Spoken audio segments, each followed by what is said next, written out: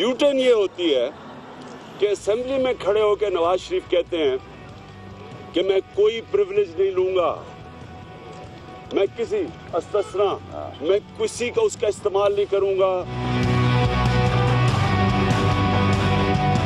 हमारा दामन साफ है, हमें किसी आईनी या कानूनी इस्तिस्ना की जरूरत नहीं।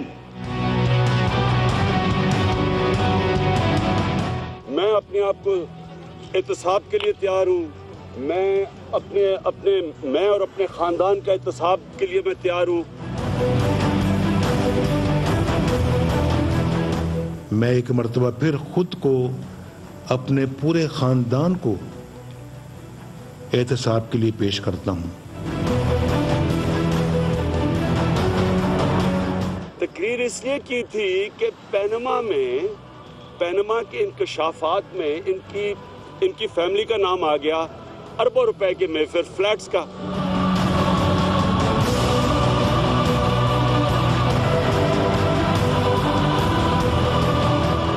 (2016) तक इन्होंने कभी भी नहीं माने थे कि ये इनके फ्लैट है। मुझे समझ नहीं आई कि मेरी और मेरी वालदा की और बहन भाइयों की प्रॉपर्टीज ये कहां से निकाल के ले आए हैं। ये कहने की कोशिश कर रहे हैं कि अच्छा जी पहले तो जनाब ये अदालत सुन ही नहीं सकती। अगर कि पनामा से मुतल्लिक वज़ीर आज़म से सवालात नहीं पूछे जा सकते या कारोबार से मुतल्लिक वज़ीर आज़म से सवालात नहीं पूछे जा सकते। अगर नवाज शरीफ ने झूठ बोला है असेंबली में तो कोई बड़ी बात नहीं, क्योंकि उनकी प्रिविलेज है। ये सारा आर्गुमेंट हुई है कि उनकी प्रिविलेज है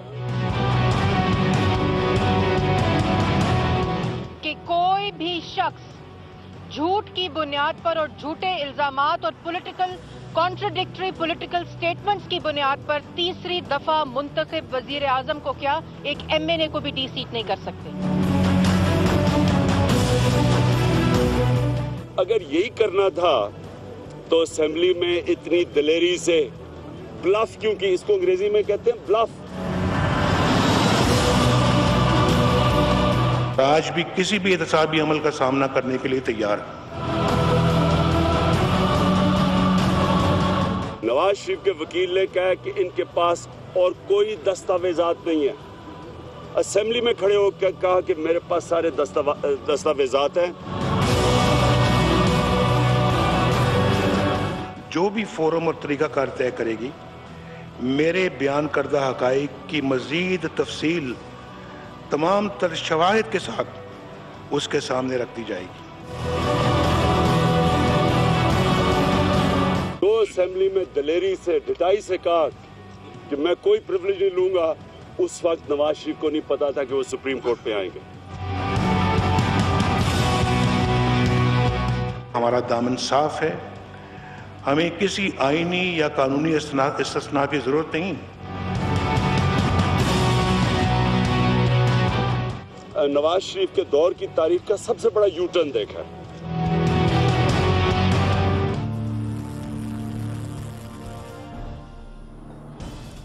पाकिस्तान और दुनिया भर में लाखों देखने और सुनने वालों को अर्शद शरीफ का सलाम। नाज़रीन, वज़ीर आज़म पाकिस्तान मियां मोहम्मद नवाज शरीफ साहब स्विट्ज़रलैंड डेवोस में वर्ल्ड इकनॉमिक फोरम में शिरकत करने के लिए जा चुके हैं और वहाँ पे साबिक आर्मी चीफ जनरल राहील शरीफ भी मौजूद हैं और ये कहा जा रहा है कि हो सकता है कि साइडलाइंस पे कोई इत्तेफाकिया मुलाकात हो जाए और इस इत्तेफाकिया मुलाकात में जो जनरल राहील शरीफ साहब का सऊदी अरब का विजिट था उस हवाले से नवाज शरीफ साहब को आगाह किया जाए।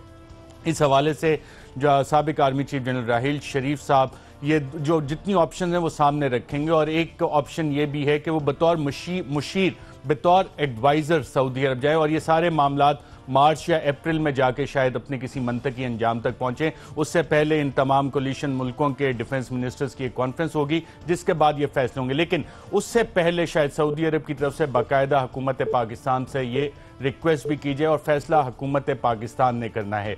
बतौर commander in chief in forces के शायद राहील शरीफ साहब ना जाएं, बतौर एडवाइज़र एक कंसिडरेशन है और उसकी एक वजह है कि जब आर्मी चीफ रिटायर हो जाते हैं तो एक रिटायर्ड जर्नल के नीचे सर्विंग, चाहे वो 2 स्टार जनरल हो या 3 स्टार जनरल हो, उनका सर्व करना इंतहाई मुश्किल होता है। लेकिन ये एक ऑनगोइंग डेवलपमेंट है और जैसे जैसे ये चलती जाएगी इसके पाकिस्तान के लिए क्या फ़वाइद हैं, कुछ लोग कह रहे हैं कि बहुत फ़ायदे हैं इसके। हुकूमत के ये मामला जो हैं मिड अप्रैल से लेके अब तक ये चले आ रहे हैं और दूसरी दफ़ा और तीसरी दफ़ा भी सऊदी अरब की तरफ से रिक्वेस्ट आई है। पहली दफ़ा तो पार्लियामेंट की रेजोल्यूशंस भी आ गई, कोर कमांडर कॉन्फ्रेंस भी हो गई, लेकिन उसके बाद मज़ीद डेवलपमेंट्स हुई हैं और पाकिस्तान के कितने मुफाद में नहीं है इस पर यह डिबेट अभी जारी है। पॉलिसी सर्कल्स में, डिसीजन मेकिंग सर्कल्स में, हुकूमती ईवानों में भी इस पर बातचीत अभी जारी है। दूसरी तरफ नाज़रीन, डॉन लीक्स का मामला है, उस हवाले से इतलात ये है कि उस इंक्वायरी कमेटी ने अपनी रिपोर्ट तकरीबन फाइनल कर ली है और उसमें क्या किसी को कुर्बानी का बकरा बनाया जा रहा है, क्या हुक्मरान ख़ानदान को क्लीन चिट दे दी गई है, इस हवाले से भी प्रोग्राम में आपको आगे चल के बताएंगे। लेकिन आज सुप्रीम कोर्ट ऑफ पाकिस्तान में एक इंतहाई इंटरेस्टिंग डेवलपमेंट हुई। जो प्राइम मिनिस्टर नवाज शरीफ साहब के वकील हैं मखदूम अली खान साहब, उन्होंने जो दलाइल वहाँ पे दिए उससे तासुर ये उभरा कि शायद वो एक इस्तिस्ना मांग रहे हैं कि जनाब वज़ीर आज़म को तो इस्तिस्ना हासिल है, कोई इस्तेकाक है वज़ीर आज़म का। जो बुनियादी सवाल का था कि जनाब पैसे कैसे गए, कहाँ से गए, कब गए, उसका सवाल कि मनी ट्रेल बारे सबूत जो शरीफ ख़ानदान पे है, वज़ीर आज़म नवाज शरीफ पे, उस हवाले से अभी तक कोई चीज़ सामने नहीं है। साथ साथ एक आर्गूमेंट आया कि जनाब तकरीर जो है आर्टिकल 66 है कॉन्स्टिट्यूशन का, उसके तहत तो उस पर आप कार्रवाई कर ही नहीं सकते। अब से कुछ अर्सा पहले गालिबन नवंबर 2016 में मैं साबिक चीफ जस्टिस इफ्तिखार चौधरी साहब से यही सवालात किए थे इस इस्तिस्ना के हवाले से, और साबिक चीफ जस्टिस इफ्तिखार चौधरी साहब का इस हवाले से क्या कहना था, आइए जरा सुनते। 2 स्पीचेस के मुतालिक मैं नहीं कुछ कहूँगा जो कि उन्होंने कौम को खिताब करते हुए की। तीसरी आपने फ्लोर ऑफ द हाउस पे कही। अरशद शरीफ साहब फ्लोर ऑफ द हाउस में सब्जेक्ट टू कुछ कंडीशंस हैं, उधर आर्टिकल 69 में उसको कॉन्स्टिट्यूशनल प्रोटेक्शन हासिल है जो आपने फ्लोर ऑफ द हाउस में कही। आप वो जो मेरा रेफरेंस है मंगवा लीजिएगा किसी से, या ये लड़के कोई आपको दे देंगे, आप ज़रा मंगवा कर देख लें। हमने 100% उस पर रिलाई किया है और वो जो स्टेटमेंट है एडमिसेबल है क्योंकि उसके पास कॉन्स्टिट्यूशनल सैंक्शन है उसके पीछे। आप उसको क्रिटिसाइज नहीं कर सकते हैं, आप उसमें कोई प्रोसीजरल डिफेक्ट नहीं निकाल सकते हैं। आपने फ्लोर ऑफ द हाउस पे खड़े होकर ये बात की है, इसको हम कहते हैं सपोर्टिंग एविडेंस। ये तो नहीं हो सकेगा ना कि जैसे अब किसी आदमी ने मर्डर कर दिया, किसी आदमी ने जो है ना कोई क्राइम कर दिया, तो फिर सबसे पहले तो अगर आप बंदूक या पिस्टल रिकवर कर लोगे, इसका मतलब ये तो नहीं कि पिस्टल आपको कहेगा कि जी मैंने मारा है। ये सपोर्टिंग एविडेंस है। मेडिकल एविडेंस आप करवाने जाते हो, सपोर्टिंग एविडेंस है। ये जो स्टेटमेंट हैं ये करबोरेटिव एविडेंस है। जी नाज़रीन, आपने सुना, ये सपोर्टिंग एविडेंस है, कोरॉबोरेटिव एविडेंस है। इसी हवाले से प्रोग्राम में भी आगे बात करेंगे। हमारे साथ मौजूद हैं सेनेटर बाबर अवान साहब, एडवोकेट हैं सुप्रीम कोर्ट ऑफ पाकिस्तान के। बहुत शुक्रिया बाबर अवान साहब प्रोग्राम में शिरकत करने का। इससे पहले कि मैं आपसे पहला सवाल पूछूं, इस्तिस्ना के हवाले से ना सिर्फ वज़ीर आज़म पाकिस्तान बल्कि हुकूमती वज़रा और हुक्मरान ख़ानदान के लोग ये दावा करते रहे कि ना देखें वज़ीर आज़म ने अपने आप को भी पेश कर दिया एहतसाब के लिए, अपने बच्चों को पेश कर दिया और इस्तिस्ना नहीं मांगेंगे इस हवाले से। उस हवाले से जब आज कार्रवाई चली अदालत की तो इमरान खान ने बाहर आके कहा ये नून लीग का सबसे बड़ा यूटर्न है। इस्तिस्ना के हवाले से दावे क्या होते रहे, आइए देखते हैं। हमारा दामन साफ है, हमें किसी आईनी या कानूनी इस्तिस्ना की जरूरत नहीं। नवाज शरीफ की प्राइम मिनिस्टर और पाकिस्तान की सुप्रीम कोर्ट को दरख्वास्त और उसके बाद जब इसकी समाअत का आगाज़ हुआ कुछ रिट पिटीशंस पर, तो उन्होंने अपने तमाम लीगल राइट्स, अपने बच्चों और अपनी फैमिली के लीगल राइट्स, ना इसकी एडमिसिबिलिटी पे बात की और ना इसकी एक्सेप्टेबिलिटी और लॉ पॉइंट्स पे बात की। और प्राइम मिनिस्टर ने कहा कि सुप्रीम कोर्ट ऑफ पाकिस्तान सबसे आला अदारा है, मैं अपने आप को पेश करता हूं।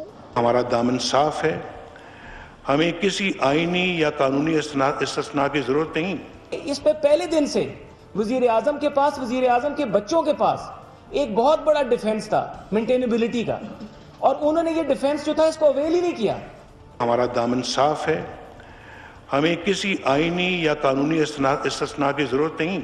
उन्होंने अपना कानूनी और आईनी हक, और ना सिर्फ अपना बल्कि अपनी फैमिली का, जो पाकिस्तान का कानून और आइन उनको देता है, और इस केस की मेंटेनेबिलिटी और एडमिसिबिलिटी पे बात ना करते हुए उन्होंने सुप्रीम कोर्ट के अंदर अपने वकला को कहा कि इसकी तहकीकात और इस केस को लड़ा जाए। हमारा दामन साफ है, हमें किसी आईनी या कानूनी इस्तिस्ना की जरूरत नहीं। नवाज शरीफ ने आज अपने बच्चों को भी अपने उन कानूनी हक से महरूम किया और कहा कि वो मेंटेनेबिलिटी पर बात नहीं करेंगे, कानूनी नुकात भी नहीं उठाएंगे, अपने आप को पाकिस्तान की सबसे बड़ी अदालत के सामने सरनगू करेंगे। जी बाबर रवान साहब, आपने ये सारी गुफ्तगू सुनी, आज अदालत में क्या हुआ? क्या वाकई एक यू टर्न नजर आया अदालत में?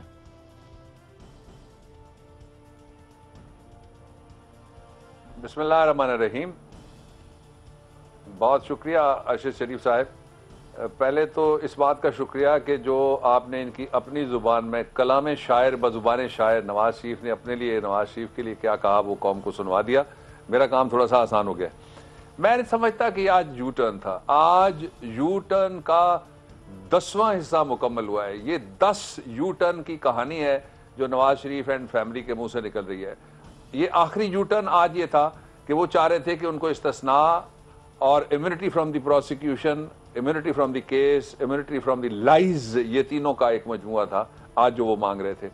अच्छा, इससे पहले थोड़ा सा जरा देख लीजिएगा इनका मौक़िफ़ ये था। सबसे पहले ये कहते हैं, अभी आपने जो क्लिप दिखाया उसमें 2 बातें वो कह रहे हैं, वो एक बात नहीं कह रहे। आप कह रहे थे इस्तिस्ना, में एक बात और आपको मैं उन्हीं के लफ्ज़ों में बता देता हूँ। वो कहते हैं हमारा दामन साफ है, इसलिए हमें किसी इस्तिस्ना की जरूरत नहीं है।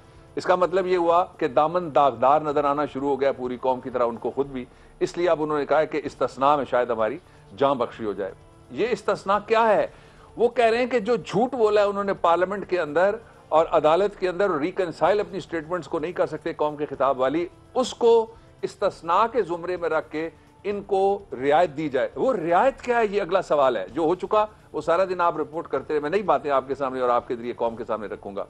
वो रियायत ये क्या मांग रहे हैं? रियायत ये मांग रहे हैं कि आईन के आर्टिकल 62(1)(f) में लिखा हुआ है, जो शख्स रास्तबाज नहीं है, यानी सच्ची बात नहीं कहता, जो शख्स सादिक नहीं है, यानी ट्रूथफुलनेस उसके नजदीक से होकर नहीं गुजरी, जो अमीन नहीं है, वो ईमानतदार नहीं है, वो प्रोफ्लिगेट नहीं है, इस वजह से वो ये मांग रहे हैं रियायत। ये कोई सीधा साधा इस्तिस्ना नहीं है कि जनाब हमें और कुछ ना कहिएगा। वो ये कह रहे हैं कि जो झूठ हमने बोला हुआ है उस झूठ को झूठ ना समझा जाए, इसलिए कि झूठ हमने बोला है पार्लियामेंट के फ्लोर के ऊपर, और पार्लियामेंट के फ्लोर के ऊपर झूठ को वो बोलना कोई गुनाह नहीं समझते, बल्कि वो महफूज पनागाह झूठ बोलने की समझते हैं।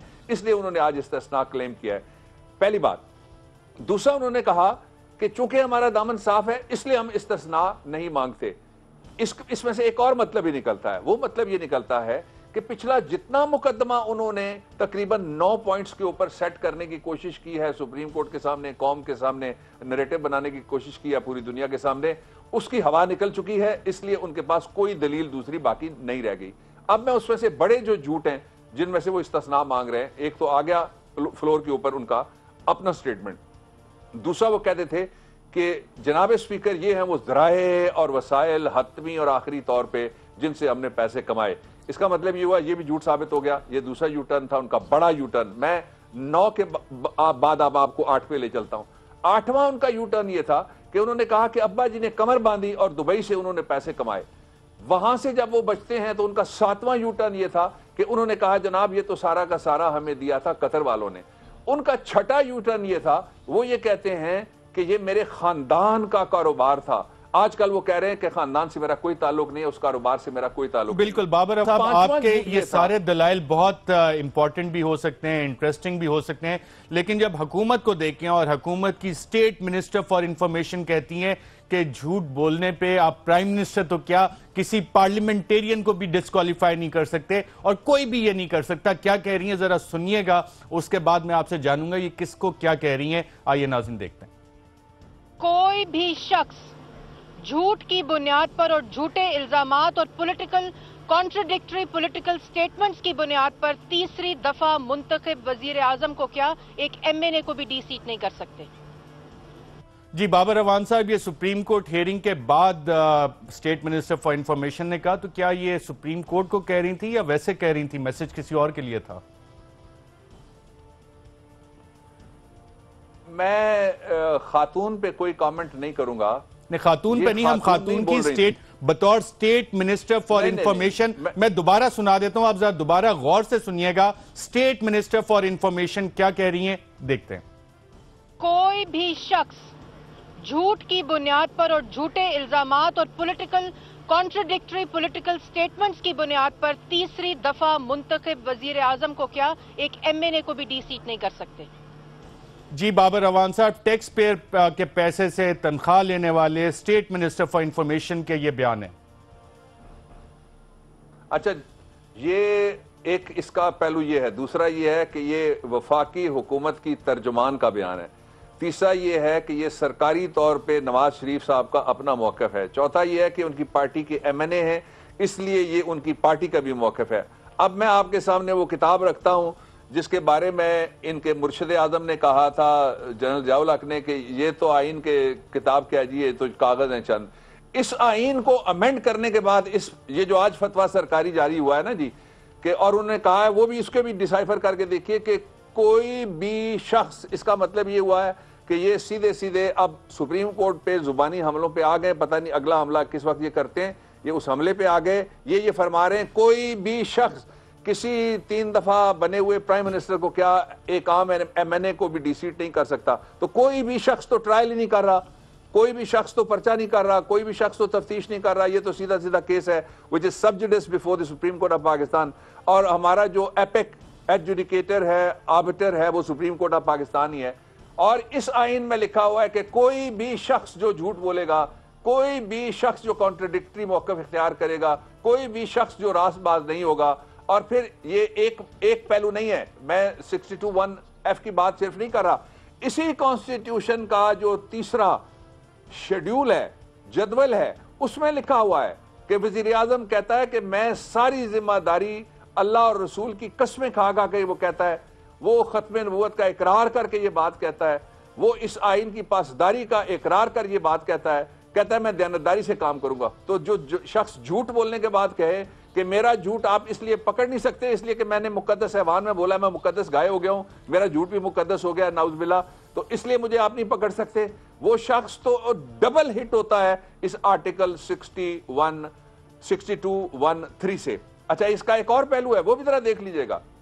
वो ये कहते आए हैं कि हमारे पास सारे के सारे वसाइल मौजूद हैं और हमें जिस दिन भी कोई अदालत बुलाएगी, अभी मेरे पास कोई मेरे दोस्त भी आके लंदन से भी बैठे हुए हैं, उनसे भी बात हो रही थी। देखिए, लंदन में जब इनके साहबजादे को रोका गया गली में, तो उन्होंने क्या कहा था, वो भी अगर है तो वो भी कौम को सुनाइए। वो कहते हैं, बंदे ने कहा कि you have stolen my money, you are here after stealing my money, why don't you return that money to Pakistan. तो और इनके साहबजादे कहते हैं, take me to the court, you want to hear. बिल्कुल, अदालतों जाने की बात ना सिर्फ प्राइम मिनिस्टर साहब की तरफ से आती रही, हुक्मरान जमात की तरफ से आती रही, और जब हुकूमती वुज़रा और हुकूमती पार्टी के लोग सुप्रीम कोर्ट से निकलते हैं तो बाहर बातें करते हैं। उसके बाद प्रेस इंफॉर्मेशन डिपार्टमेंट में भी आके प्रेस कॉन्फ्रेंसेज होती हैं। इसी तरह का एक उस प्रेस कॉन्फ्रेंस से मैं आपको नाज़रीन उनकी बात सुनाने लगा। मोहसिन रांझा साहब वो कहते हैं ना, वजीर आजम से तो कोई पूछ ही नहीं सकता। क्या कहा मोहसिन रांझा ने, आइए जरा सुनते हैं। पनामा से मुतल्लिक वजीर आजम से सवालात नहीं पूछे जा सकते, या कारोबार से मुतल्लिक वजीर आजम से सवालात नहीं पूछे जा सकते। जी, मैं थोड़ी सी तस्दीक कर दूं, ये सुप्रीम कोर्ट के बाहर इन्होंने बात की थी। एक दफा दोबारा सुन लें, क्योंकि वजीर आजम कहते रहे मैं अपने आप को एहतसाब के लिए पेश करता हूं। दो दफा कौम से खिताब किया, एक दफा पार्लियामेंट में खिताब किया, कहा कि जनाब जो भी रिकॉर्ड चाहिए रेलिवेंट फोरम पे हम पेश करेंगे। मोहसिन रांझा साहब जब सुप्रीम कोर्ट से बाहर आते हैं, जरा दोबारा सुनिएगा क्या कहते हैं। पनामा से मुतल्लिक वजीर आजम से सवालात नहीं पूछे जा सकते, या कारोबार से मुतल्लिक वजीर आजम से सवालात नहीं पूछे जा सकते। जी बाबर अवान साहब, आपने सुना, ये मौक़िफ़ हुक्मरान जमात का है। ये पहले जो था वो खातून ने फतवा दिया, अब ये जो नए मुफ्ती साहब हैं, आइन के दोनों मुफ्ती हो गए, इन्होंने मुफ्ता मुफ्ती ये फतवा दे दिया, ये कहते हैं जी कि पनामा के मुतालिक नवाज शरीफ साहब से सवाल नहीं पूछे जा सकते। क्यों नहीं पूछे जा सकते जी? वो तख्त लाहौर के बादशाह हैं, आपके कुछ लगते होंगे, पाकिस्तान के तो वो खादम आला हैं, खादम आजम है, बल्कि खादम आला तो छोटा है, उससे छोटा खादम बैठा हुआ लंदन में। ये अजीब मज़का खेज इनका मौक़िफ़ है। कौन सा कानून है जो कहता है वज़ीर आज़म से कोई सवाल नहीं पूछा जा सकता? वज़ीर आज़म की तरफ से जो वकील साहब पेश हुए थे, उन्होंने खुद सैयदना उमर रज़ियल्लाहु ताला अन्हु की जो पहले शेख साहब थे, उन्होंने मिसाल देने की कोशिश की। जजेस हज़रात ने ये मिसाल दी। हमारे लिए एक लैंडमार्क जजमेंट है कि खलीफातुल मुस्लिमीन, वो जिनकी तरबियत रसूलुल्लाह सल्लल्लाहु अलैहि वसल्लम पे हमारी हजार जाने कुर्बान, उनकी जाती निगरानी में होती है। उनमें से जो खुलफाए राशिदीन हैं, उनमें से खलीफा उनको सवाल कर सकता है। कौन कर रहा है? उनका वोटर कर रहा है। कौन कर रहा है? उनके हाथ पे बैत करने वाला कर रहा है। कौन कर रहा है? आम आदमी कर रहा है। ये कहते हैं इनसे सवाल नहीं पूछे जाते। तो मैं बाबर अवान साहब ये जानना चाह रहा हूँ, क्योंकि सुप्रीम कोर्ट के अहाते में मोहसिन रांझा साहब ये बात कर रहे थे कि ना पनामा से सवाल नहीं पूछा जा सकता, उनके असासों के बारे में नहीं पूछा जा सकता, तो फिर ये सुप्रीम कोर्ट में हियरिंग किस चीज की हो रही है? अच्छा, दूसरे इसका एक और पहलू भी है। वो कह रहे थे ना पनामा के हवाले से पूछा जा सकता है, ना ही इनके कारोबार के बारे में पूछा जा सकता है। पूरा पाकिस्तान बेच के खा जाएं, खजाना चोरी करके ले जाएं, मेगा कमीशन, किक बैक्स, सारा का सारा बाहर चला जाए, पाकिस्तान गरीब से गरीब तर होता जाए, कर्जों का बोझ बढ़ता चला जाए, पूरे पंजाब में आज गैस मौजूद कोई ना हो, बिजली आप मुहैया ना कर सके, महंगाई पे आपका कंट्रोल कोई नहीं है, आपने कार्टलाइज कर दिया सारी की सारी मैशत को, लोग भूखा मर रहे हैं। आप कहते हैं जी कारोबार के बारे में भी सवाल नहीं कर सकते। मेरा ये ख्याल है कि जब किसी के पास दलील खत्म हो जाए तो वो ऐसी गुफ्तगू करता है। अब तो मैं जब जाऊंगा कल से सुप्रीम कोर्ट, तो इनसे आप भी जरा दूर होके चलें, ये किसी को मुक्का मारने वाले, मुझे तो यूं लगता है। राइट, बाबर अवान साहब से सवाल क्यों पूछ रही है?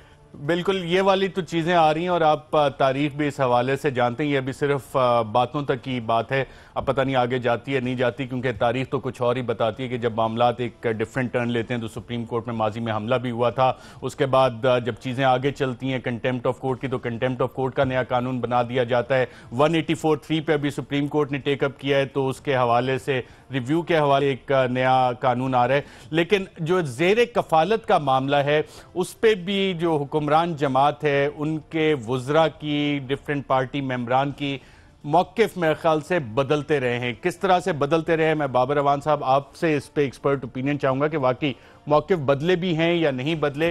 क्या कहते रहे मरियम साहिबा के ज़ेर कफालत होने के हवाले से, आइए सुनते हैं।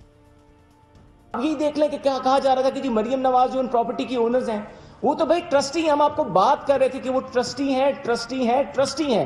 मरियम सफदर को, मरियम नवाज शरीफ को अगर कोई गिफ्ट मिला है तो अपने फादर की तरफ से, या वो डिपेंडेंट है अपने फादर पे, तो इसमें क्या गुनाह है, क्या कबाहत है?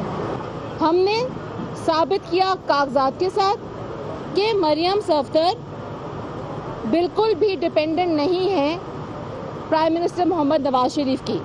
जिस दिन से उनकी शादी हुई है वो डिपेंडेंट नहीं है। मरियम नवाज मियां मोहम्मद नवाज शरीफ की बेटी हैं। वो उन्हें तोहफा दें, उनको साथ रखें या उनके साथ रहें, वो अपने वालिद के साथ रहना पसंद करें, ये उन तमाम हमारी तहजीब की अक्कासी है जो पाकिस्तान में होता आया है। जी बाबर अवान साहब, इसमें तजाद तो कोई नहीं आपको नजर आया? जी 4 जगह तजाद है। पहला तो यह है कि वो सिर्फ ट्रस्टी हैं। ट्रस्टी क्या होता है आप देख लेना। ट्रस्टी क्या होता है जी? प्रॉपर्टी में उसका इंटरेस्ट नहीं होता, एक बात। दूसरा, वो कहती हैं कि वो डिपेंडेंट हैं, तो इसमें क्या कबाहत है या इसमें क्या गुनाह है, एक और इनकी एमएनए साहिबा बोली। तीसरा ये कहा कि अगर कोई गिफ्ट दे दिया जाए तो उसमें क्या कबाहत है जी। और चौथे खातून थी, वो कह रही थी कि ये तो हमारी तहजीब है, अगर कोई बेटी बाप के घर रहती है, उसके पास रहती है और वो उससे कुछ लेती है। मैं इन चारों को मिला के जक्स्टापोज करता हूं और इन चारों के मुकाबले में ये हो जाएगी इनडायरेक्ट एविडेंस में डायरेक्ट एविडेंस की तरफ जाता हूं, जो मरियम नवाज साहिबा ने या मरियम सफदर अवान साहब ने ये इरशाद फरमाया था सना बुच्चा साहिबा के साथ अपने इंटरव्यू में। उन्होंने कहा कि आप कहते हैं कि मुल्क से बाहर कुछ मेरा है, मुल्क के अंदर भी मेरा कुछ नहीं है, एक पोर्शन उनका। इसका मतलब क्या होता है? इसका मतलब ये होता है ना मियाँ ने कुछ दिया ना वो खुद कुछ करती हैं। दूसरा उसका पोर्शन ये है, इनको भी दोनों को अलग-अलग करके पढ़ना चाहिए। जुमले 2 ही हैं लेकिन 2 जुमले अलग-अलग, पूरी डॉक्ट्राइन है कन्फेशन की।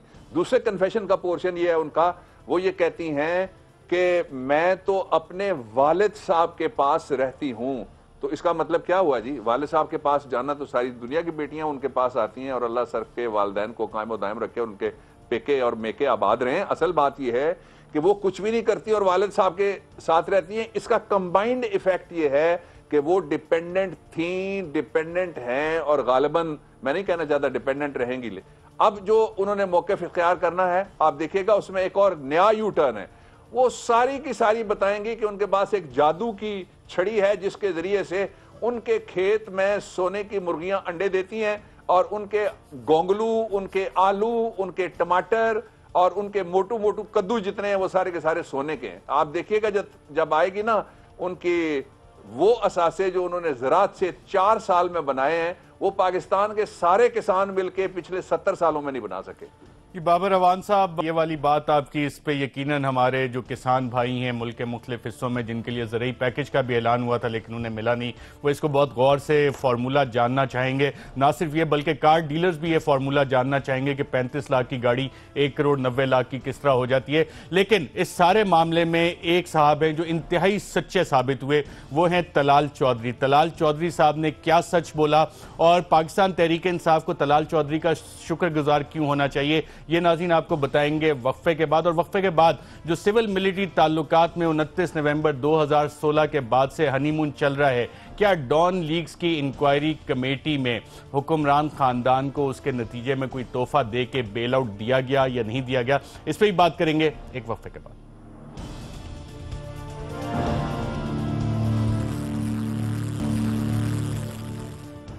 वेलकम बैक नाज़रीन, हमारे साथ मौजूद हैं बाबर अवान साहब, सेनेटर हैं, सुप्रीम कोर्ट के वकील हैं। बाबर अवान साहब, आपने देखा होगा सुबह सुबह हुक्मरान जमात के मेंबरान पीटीआई के भी आते हैं, हुक्मरान जमात के भी, हालांकि केस उनसे ताल्लुक़ नहीं रख रहा, ज़ाती केस है हुक्मरान ख़ानदान का, लेकिन बहुत से लोग आते हैं, दानियाल अजीज़ साहब भी, और बहुत अच्छे अच्छे आर्गूमेंट्स उनके दिफा में इन्वेंट करते हैं। तलाल चौधरी साहब, मेरे ख्याल से पाकिस्तान तहरीक इंसाफ को तलाल चौधरी का भी शुक्रगुजार होना चाहिए, और उन्होंने, क्योंकि बहुत सी बातों से शायद पाकिस्तान तहरीक इंसाफ एग्री ना करे, लेकिन एक बात तलाल चौधरी ने बड़े पते की बताई कि अगर ये वाली चीज़ ना होती तो पीटीआई का तो मुकदमा ही कोई नहीं था। तलाल चौधरी साहब ने नाज़रीन क्या बताया, आइए देखते हैं। शुक्र करें कि मियां नवाज शरीफ ने चंद तकारीर और हुसैन नवाज ने कुछ इंटरव्यू दे दिए। अगर ना दिए होते इंटरव्यू और तकारीर ना की होती तो ये केस तो चंद मिनटों में खत्म हो जाता। जी बाबर अवान साहब, आप शुक्रगुजार हैं, पीटीआई शुक्रगुजार है नवाज शरीफ साहब की, हुसैन नवाज की, कि उन्होंने ये इंटरव्यूज दिए, अदरवाइज तो केस आपका गया था, उड़ गया था। जी मैं भी और मेरे मुवक्किल इमरान खान भी, हम इस बात पे शुक्रगुजार हैं कि उन्होंने जो कन्फेशनल स्टेटमेंट्स की उससे उनकी तलाशी शुरू हो गई। इंशाल्लाह आधा शुक्रगुजार हम उस दिन हो जाएंगे पूरी कौम के साथ मिलके, तलाशी के नतीजे में जब इनसे चोरी का माल बरामद होगा, और उसमें बहुत दिन नहीं है। दूसरा जो असल इशू है वो ये है कि आप देखें इस बयान को अगर आप नवाज शरीफ साहब के बयान से मिलाएं तो सारी सूरत हाल खुल के सामने आ जाती है। जिस बयान की मैं जिक्र कर रहा हूँ, जिस बयान में नवाज शरीफ साहब ने ये कहा कि देखिए जो जिसे यानी वो जिस तरह गोया कह रहे हो कच्चा चोर कैसे होता है और पक्का चोर कैसे होता है, कि जिन लोगों ने रखने होते हैं पैसे बैरून मुल्क माल जमा करके, वो अपने नाम पे थोड़ा ही रखते हैं और कुछ दिनों बाद पता लगा कि उनके नाम पे वाकई नहीं है, इसलिए हम उनके भी शुक्रगुजार हैं। राइट बाबर अवान साहब, एक और ट्रस्ट और एक और प्रॉपर्टी जिसका कि जिक्र नवाज शरीफ साहब के असासाजात में नहीं है, मोहतरमा कुलसूम नवाज के असासाजात में नहीं है, लेकिन जिसका इकरार हुसैन नवाज साहब ने किया था, क्या किया था, आइए जरा सुनते हैं। एक अपार्टमेंट नहीं बल्कि घर जो है वो किसी और जगह पे है जो ना मेरे पास, और वो भी जो है ना एक ट्रस्ट बना हुआ है जो उसको ओन करता है, और उसकी ट्रस्टी जो है वो मेरी वालिदा साहिबा है। जी, उसकी ट्रस्टी मेरी वालिदा साहिबा, ये हुसैन नवाज साहब कह रहे थे। इसका जिक्र शेख रशीद साहब ने किया गालिबन, और फिर मोहतरम अदालत ने, मौजूद जज साहिबा ने कहा जनाब इसकी ट्रांसक्रिप्ट भी जमा करवा दें। कितना अहम है ये वाला कन्फेशन हुसैन नवाज का, क्योंकि मैंने जब असासाजात देखे उसमें मुझे तो कहीं नजर नहीं आया, आपको कहीं नजर आया ये वाला ट्रस्ट या घर जिसका वो जिक्र कर रहे हैं कि उनकी वालिदा साहिबा के नाम पे है? नहीं अरशद भाई, मुझे भी नजर नहीं आया। जरा आगे चलिएगा एक कदम। इसकी सिग्निफिकेंस आपने पूछी है, which is a very surgical question, और सर्जिकल आंसर उसका ये है कि इसकी सिग्निफिकेंस ये है कि झूठ बोलना, असासे बना के छुपाना, फ्रंटमैन किसी और को बनाना, पीछे खुद बैठना, पीछे से डोरी खींचना, पैसे कमाना, ले जाना किसी और पे नाम पे रखना, ये इतराफ है, फर्दर इतराफ है, इतराफ बर इतराफ है जो किया है नवाज शरीफ साहब के साहबजादे ने। इसमें वो दो बातें कहते हैं, एक तो ये है कि इस मकान में भी, ये जो पहले उन्होंने कहा अपार्टमेंट, फिर उन्होंने कहा नहीं ये हाउस है, इसमें भी ट्रस्टी उनकी वालदा हैं, और दूसरा उन्होंने ये कहा कि ये किसी और जगह के ऊपर है। इससे ये कहना कि बड़े सादिक और बड़े अमीन हैं जी नवाज शरीफ साहब और उनके बच्चे, और मैं अब बेगम साहबा का क्या नाम लूं, खातून है, छोड़ देते हैं, तो ये सादिक और अमीन का एक पूरा ग्रोह है जिन्होंने पूरे सिद्क के साथ पाकिस्तान के लोगों की इमानत, जो खजाना था, वो चोरी किया और बैरून मुल्क लेके गए। इसलिए सुप्रीम कोर्ट ऑफ पाकिस्तान ने ये बिल्कुल दुरुस्त कहा, ये भी सारे हकायक खुल के सामने आने चाहिए। मैं ये समझता हूं पाकिस्तान में डिफाइनिंग मोमेंट है ट्रांसपेरेंसी के, अकाउंटेबिलिटी के हवाले से और गवर्नेंस के हवाले से। मुझे बड़ा दुख होता है ये बात कहते हुए कि पाकिस्तान के वो 5 इदारे जिनके जिम्मे इस तरह के सारे मामलात के ऊपर नजर रखना है, वो सारे के सारे खर्राटे मार रहे हैं, सो रहे हैं, और इनकी गोद में सो रहे हैं, और इनके साए में सो रहे हैं, और इनके आसरे पे सो रहे हैं। और मैं ये बात भी कहता हूं कि पाकिस्तान की रियासत वो बदकिस्मत रियासत है जिसमें पाकिस्तान के अंदर आप देखेंगे तो आपको पता लगेगा कोई 60-62 लोग हैं जिनके पास पाकिस्तान की जो काबिल काश जमीन है वो सारी की सारी उनके पास है। बाकी सारी जिनके पास है वो तकरीबन कोई 38% के करीब है पूरे पाकिस्तान के पास। अगर आप बाहर असासे देखेंगे तो इस सिर्फ एक खानदान के असासे, जो डिक्लेयर्ड असासे हैं, वो आप सामने रख लें, और जो इस तरह की चीजें हैं इनको इंटरव्यू करने के लिए अगर कोई, मैं समझता हूं लंदन से ही टीम कोई हायर कर ली जाए तो आपको पता लगेगा। मैंने आपके प्रोग्राम में ही कहा हुआ है, कुछ मेरे पास इतलात थी, कुछ पेपर्स आ रहे हैं, मेरे पास और भी इतलात हैं कि हर जगह से जो भी आता है अनकन्फर्म्ड भी हो सकती है। जिस बर्रे आजम में आपको जाएंगे आपको पता लगेगा कि पाकिस्तान से लूटा हुआ पैसा वहां पे पड़ा हुआ है। ये एप्ट टाइम है, पाकिस्तान डिफाइनिंग मोमेंट में गया है, और पाकिस्तान के इदारों का इम्तिहान जिसमें सारे इदारे फेल हो गए, एक इदारा बाकी है जो सुप्रीम कोर्ट ऑफ पाकिस्तान है। बिल्कुल, और सुप्रीम कोर्ट ऑफ पाकिस्तान में इस हवाले से एक केस, आप उसको बेहतर जानते होंगे, राय हसन नवाज साहब का केस है। जस्टिस अता बंदयाल साहब ने उसमें जजमेंट लिखी, और उस बेंच के मेंबरान में शेख अजमत सईद साहब जस्टिस और जस्टिस अनवर ज़हीर जमाली साहब थे। उसमें भी ये बड़ा वाज़ेह तौर पे डिफाइन था कि चाहे ट्रस्ट हो, कोई इस तरह की चीज़ हो, वो भी आपने जाहिर करनी है। तो नवाज शरीफ साहब ने तो ये जाहिर की नहीं, हुसैन नवाज साहब जिसकी कन्फेशन कर रहे हैं, ये वाला मामला अब कितना इंपॉर्टेंट हो गया है इस केस के हवाले से? देखिए, ये जो जिस जजमेंट की आप बात कर रहे हैं, मैं थोड़ी देर पहले एक और मुकदमा है उसके लिए मैं तैयारी कर रहा था, ये मेरे सामने पड़ी हुई है। मैं इस जजमेंट को अभी फिर, अपने आप को हम रोजाना ताज़ा करते रहते हैं, अपनी मालूमात को और अपनी यादाश्त को। ये जजमेंट इस वक्त मेरे पास है, मैं इसको देख रहा हूँ। दो चीजें हैं इसमें, इस जजमेंट में भी और जजमेंट्स हैं जिनका सहारा लिया है सुप्रीम कोर्ट ऑफ पाकिस्तान ने और जस्टिस बंदयाल साहब ने और इस बेंच ने, एक पहलू। दूसरा ये है कि ये कैसे हो सकता है कि इतना बड़ा माल, ये कैसे हो सकता है कि गैर सियासी बैरून मुल्क से बना हुआ मुकदमा, ये कैसे हो सकता है कि एक ग्लोबल फोरम जो जर्नलिस्ट का है उसकी इन्वेस्टिगेशन, ये कैसे हो सकता है कि उसके ऊपर हुक्मरान खानदान के मुख्तलिफ एतराब जुर्म, ये कैसे हो सकता है कि उसके ऊपर कॉन्ट्रडिक्टरी नहीं बल्कि सेल्फ डिस्ट्रक्टिव, अपने आप को तबाह बर्बाद करके उजाड़ देने वाला मौक़िफ़ नवाज शरीफ साहब इख्तियार करें, और उसके बाद वो कहें कि आप आईन के आर्टिकल 62-63 को हाथ नहीं लगा सकते, आप नवाज शरीफ साहब के कारोबार का कोई सवाल नहीं उठा सकते, आप नवाज शरीफ साहब से बिल्कुल भी नहीं पूछ सकते पानामा के बारे में, आप बिल्कुल भी नवाज शरीफ साहब को नायल नहीं कर सकते, उनके खिलाफ कोई कार्रवाई नहीं हो सकती। क्यों जी? खैरियत है, पर लग गए, उड़ना शुरू हो गए, इंसान है भाई, वोटर हैं, रजिस्टर्ड हैं एज अ वोटर, वो सारा कुछ जो बाकी वोटरों से सवाल के जरिए से और इनक्विजिटोरियल प्रोसीडिंग के जरिए से या किसी प्रोब में पूछा जा सकता है, इनसे क्यों नहीं पूछा जा सकता?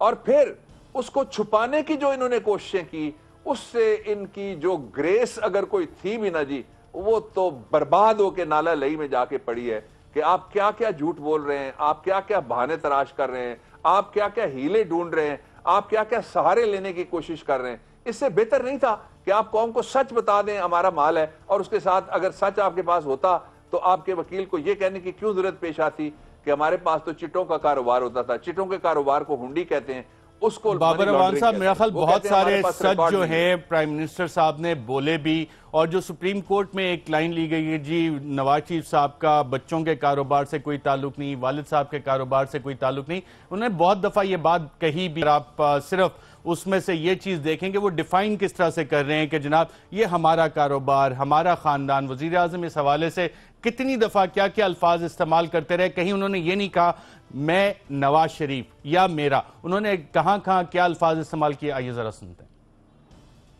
हमारे कारोबार की कहानी, हमारे बुजुर्गों की मेहनत, हमारे कारोबार का आगाज, हमारा पूरा खानदान, हमारे वालिद मोहतरम भी, हमारे तमाम असासों, अल्लाह के फजल से हमारा दामन, हमारी फैक्ट्री, मेरे खानदान के और हमारा कारोबार और हमारे बैंकों के खातों, मैं, मेरा खानदान और हमारे कारोबारी इदारों, हमारे असासों, हमारे कारोबार, और हमें 50 करोड़ रुपए का हमारा खानदान, तो हमारे कारोबार, हमारा आबाई घर, मेरे खानदान ने, हमारे वालिद मोहतरम ने, हमारे कारोबार, हमारे खानदान ने, कि मुझे विरासत में एक कामयाब तरक्की करता और फलता फूलता हुआ कारोबार में मिला। जी बाबर अवान साहब, आपने सुना विरासत में एक फलता फूलता कारोबार मिला, और जितनी दफा उन्होंने जिक्र किया वहां उन्होंने कोई डिस्टिंक्शन ड्रॉ की अपने में दरमियान, अपने बच्चों के दरमियान या वालिद साहब के, और सुप्रीम कोर्ट में क्या ये डिस्टिंक्शन ड्रॉ हो रही है? नहीं की। देखिए 5 चीजें उन्होंने कही हैं।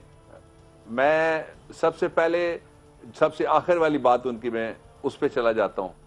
उन्होंने ये कहा कि विरासत में ये चीजें मिली। अब वो उनका मौकफ ये है कि विरासत सिर्फ एक पोते को मिली, इनको विरासत में कुछ नहीं मिला, ना इनके भाइयों को मिला, ना इनकी हमशीरगान को मिला, ना उनके बच्चों को मिला, ना इनकी बेटी को मिला, ना इनके दूसरे बेटों को मिला। इनको जो विरासत में मिला था वो नफी हो गई। दूसरा ये कहते हैं हमारे असासे, इन्होंने एक दफा भी नहीं कहा मेरे बच्चों के असासे। तीसरी ये बात कहते हैं कि हमारे कारोबार, इन्होंने कभी भी नहीं कहा कि मैं कारोबार में शरीक नहीं हूं, जो अब इनका मौकफ है। चौथी बात जो कहते हैं वो बड़ी इंपॉर्टेंट है, वो कहते हैं कि हमारे बैंकों के खाते, हमारे बैंकों के खाते अगर ये कारोबार से अलहदा थे तो इनके कारोबार कहां से आ गए और इनके बैंकों के खाते। और उसके बाद फिर ये बात कहते हैं, आपने 11 दफा गिना है, मैंने अभी ये बात कहलवाई है इनसे, जिसमें वो 2 मुख्तलिफ चीजें कह रहे हैं। एक वो कह रहे हैं हमारा कारोबार, हमारा खानदान, मेरा खानदान, हमारा कारोबार। किसी जगह भी जब खानदान का लफ्ज आता है तो उन्होंने एक आध बार मेरा खानदान कहा है, लेकिन ये सारी जगह हमारा कारोबार, हमारे खाते, हमारे असासे और इनको जो मिली लेगेसी उसका ये जिक्र करते हैं। अब इनमें से अगर ये सारे 11 के 11 लफ्ज आप इकट्ठे कर लीजिए और इनसे पूछिए कि आपने उस वक्त सच बोला था या आज सच बोल रहे हैं। और जो लोग ये कह रहे हैं ना जी कि आप साबित करें, इसके बाद भी कुछ साबित करने के लिए रह गए। बिल्कुल। और नेशनल असेंबली में जिस जगह नवाज शरीफ साहब खड़े होकर, बाबर अवान साहब जिस जगह खड़े होकर कौमी असेंबली में तकरीर कर रहे थे और कौम से खिताब से पहले अल्लाह का नाम आया, पाकिस्तान का नेशनल एंथम आया, अल्लाह के 99 नामों के नीचे खड़े होकर ये बयानात दिए थे नवाज शरीफ साहब ने। हाँ, और बरहल्फ ये बयान दिए। नवाज शरीफ साहब ने एक और हल्फ उठाया हुआ है, जो 341 दूसरे मेंबरान, 341 जो 341 दूसरे मेंबरान हैं, उन्होंने वो हल्फ नहीं उठाया। हमने एक एक हल्फ उठाया। मैंने भी पार्लियामेंटेरियन हूं, 1.5 अशरा हो गया, मैंने भी एक हल्फ उठाया हुआ है। इन्होंने 2 हल्फ उठाए हुए हैं। और दूसरा जो हल्फ है वो बहुत सख्त हल्फ है। वो सिर्फ उठाता है सुप्रीम कोर्ट का चीफ जस्टिस, वो सिर्फ उठाता है पाकिस्तान का चीफ एग्जीक्यूटिव, वो सिर्फ उठाता है पाकिस्तान की रियासत का सरबराह, और कोई वो हल्फ नहीं उठाता। देखिए बात यह है कि अगर आप हल्फ की वायलेशन को भी कोई जुर्म नहीं समझते, फ्लोर ऑफ द हाउस के ऊपर खड़े होकर स्टेटमेंट झूठा मानने को भी, कोई झूठा माना इनकी पार्टी ने, अभी आपने दिखाई है सारी, इसको भी आप कोई जुर्म नहीं समझते। अगर आप बाहर असासे ले जाने को भी कोई जुर्म नहीं समझते, अगर आप मनी लॉन्ड्रिंग को भी कोई जुर्म नहीं समझते, तो फिर मुल्क के साथ क्या खेल खेला जा रहा है? बिल्कुल सही। मुझे एक वक्फा लेना है नाज़रीन, वक्फे के बाद दोबारा आपकी खिदमत में हाजिर होते हैं और कोशिश करते हैं कि डॉन लीक्स के हवाले से जो रिपोर्ट मुकम्मल हुई है उसमें अभी तक क्या चीज़ें निकली हैं, और 29 नवंबर 2016 के बाद जो सिविल मिलिट्री का क़यादत का हनीमून जिसको कहा जा रहा है चल रहा है, उसमें क्या डॉन लीक्स पे भी कोई मुकमका हुआ या नहीं, एक वक्फे के बाद।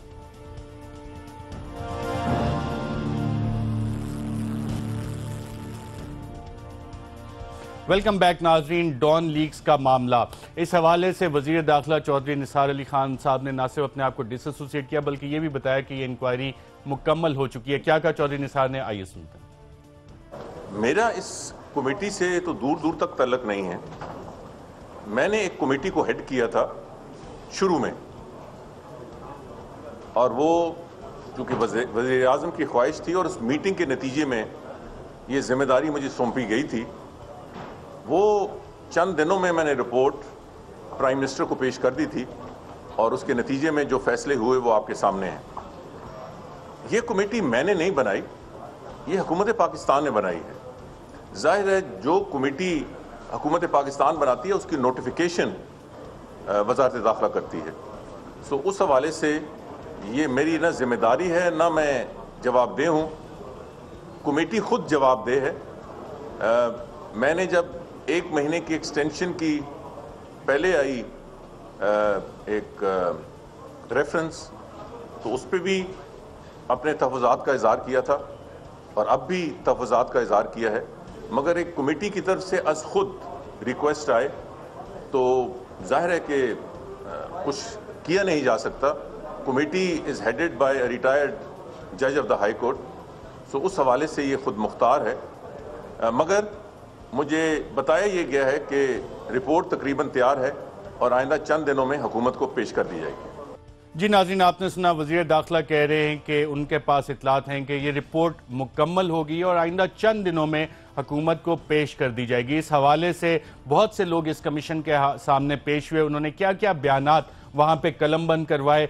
क्या किसी को क्लीन चिट देने के हवाले से इसमें हुक्मरान ख़ानदान से ख़ास तौर पे जिन पे इल्ज़ाम आ रहा था कोई तैयारी कर ली गई है? कमीशन के पास क्या इतलात हैं? मेरी इतलात ये हैं कि साबिक वज़ीर इतलात परवेज़ रशीद साहब पे सारा इल्ज़ाम डाला जा रहा है और एक